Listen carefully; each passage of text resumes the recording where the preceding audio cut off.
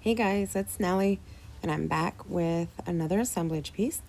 I have these ginormous wooden wings, and I'm going to start with some marble paper, and I'm going to use some Stamperia mixed media art, mixed media glue. And I know this is a lengthy video, so I'm not going to blabber on the whole time. Throughout the video, I'm going to throw in some music and let you guys jam out while you watch the process. But I'll come in and out for the important parts. So I'm going to use the Stamperia mixed media glue to attach the marble paper. And then I'm going to trim them out, and then I'm going to lay a coat over top of the marble paper. Now, in hindsight, I wish I wouldn't have done that, because this marble paper has like a fuzzy texture to it, and I picked it because of the color, but I also picked it because of the texture. And once I put that first coat on the top of the first wing, I instantly regretted it. But by then it was too late, and I just had to go with it. So I'm gonna cover them both, and then I trimmed as close to the wooden edge as I could, but there was still some hanging off. So I'm just gonna take a nail file or an emery board. You could use sandpaper, and just scrape along the edges, because I didn't want a cut line. I wanted to look like the marble paper belonged on the wings. So I'm just gonna scrape and scrape and scrape with my nail file, and just enough that I could slowly, gently tug it off. So I kind of got a ripped effect, but it's still blended in with the piece of wood itself. So then once that's all done and all cleaned up, I'm going to go in with some Andy Skinner lava paste.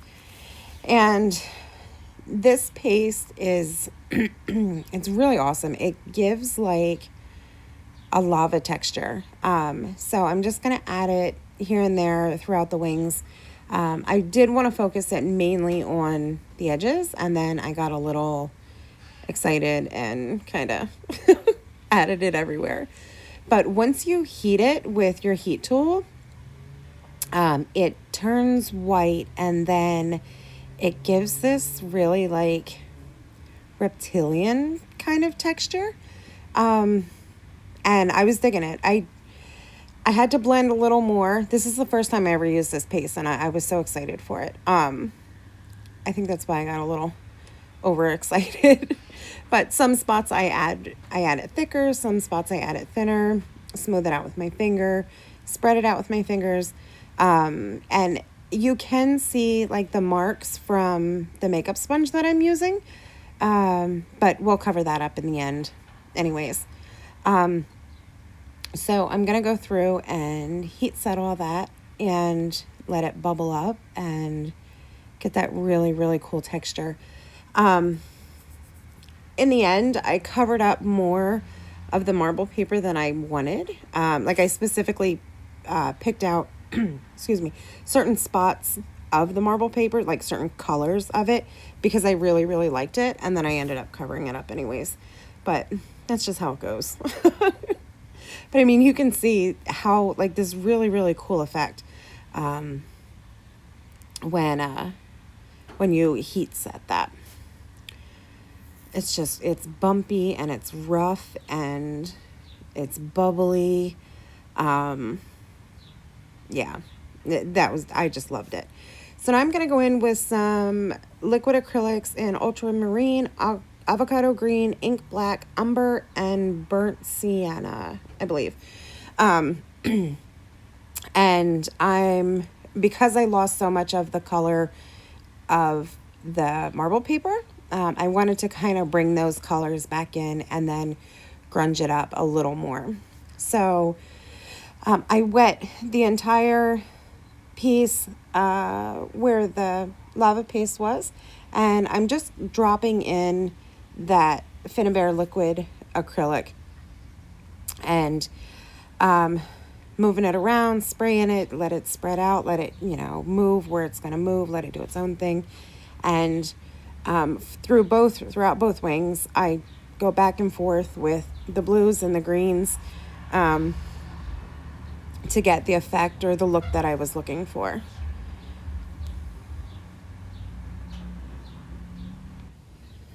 So I'm just going to mix them again until I am happy with the results. And then I'm going to dry that layer up. And then I'm going to go in with the burnt sienna and umber, the two browner colors, because, that just looks so cool. I love it. Now it's time to grunge them up. So I'm going to go in with the browns and just with a makeup sponge, I'm going to hit up the edges and then bring it over onto the front of the wings.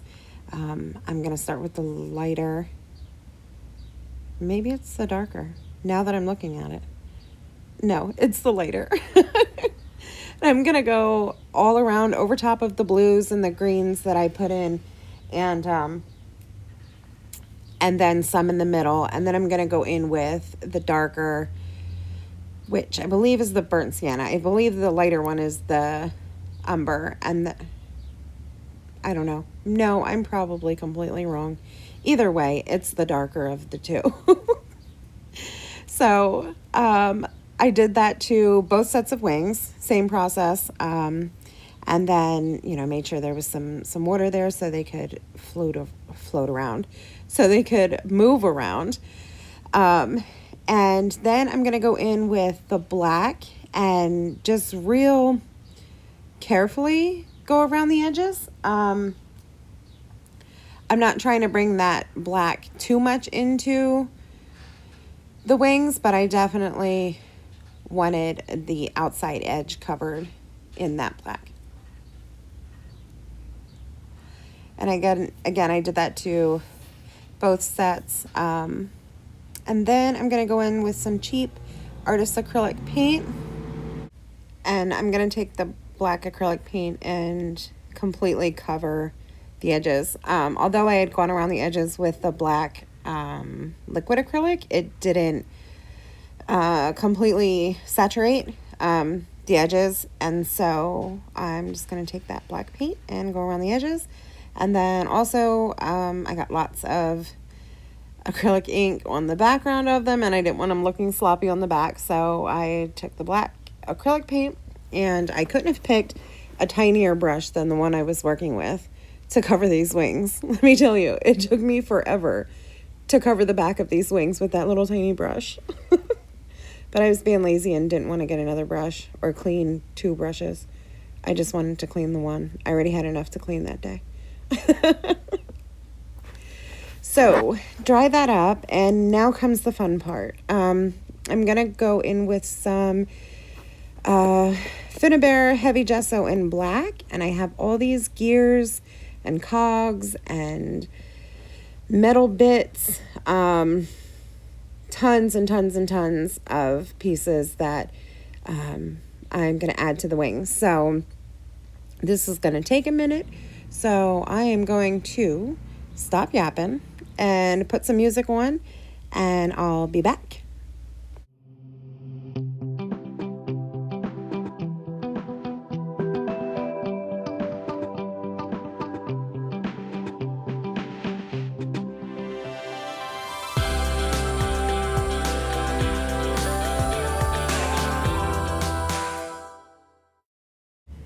All right, now that the fun part of covering everything in gesso is over, I'm going to use brushed iron, rich copper, vintage gold, and Firebird Art Alchemy waxes. And yeah, I'm just going to use my finger and cover the pieces.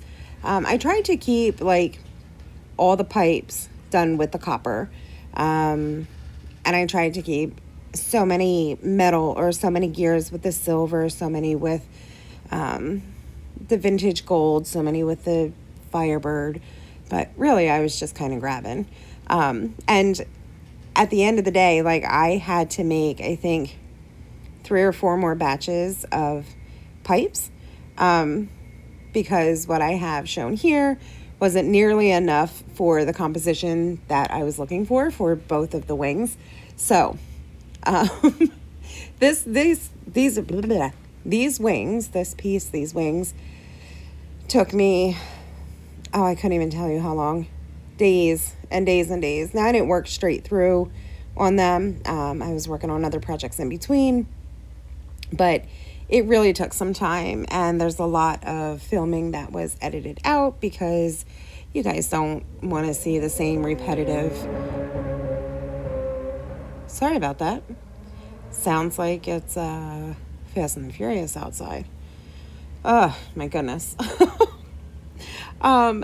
I tried to edit the video down as short as I possibly could get it. I didn't want to bore you guys with, having to watch paint dry or having to watch layers upon layers of the same thing. So again, I'm just going over my waxes, or going over my resin pieces with my waxes, and then the metal embellishments that I'm adding, I didn't do anything to them. A lot of times I might cover them in gesso and then wax them again, or wax them on top of the gesso. But I wanted the look of real metal as opposed to the metal I made with the waxes, if that makes sense. So now I'm going to go in with some Finnabair 3D matte gel to attach everything. And there's going to be more pieces on here that you didn't see me pull out, just because I had them on my workstation and I was adding things and pulling things from this drawer and that drawer and this container and that container. So this little springy thing on the bottom actually is a spring from a box spring that I just recently took apart. We were cleaning out our garage, and we had a box spring in our garage, and we went to put it out with the trash, which normally is not a problem, but because of the lockdown and coronavirus and all that, the trash is not doing bulk pickup. So I had to tear down the box spring, which I thought was going to be fun until I used the bolt cutters over 100 times. Then my kids had to come in and do the rest because it was just too much. And before you freak out, my kids are older. They're teenagers and in their 20s. So no, like, real child labor going on in here. Okay, a little. Since we're all home, we're all pitching in and doing yard work and housework, but that doesn't count. So now I'm going to speed it all up because assemblage takes time. And like I said, I did this over the course of a couple days, and I filmed over the course of a couple days. I didn't add it all in one sitting. I didn't add it all in one day. And so I figured I'd go super, super fast and time lapse this part of it. That way you guys aren't sitting there watching glue dry. And I'm going to throw some more music on while this keeps going, and I'll be back again.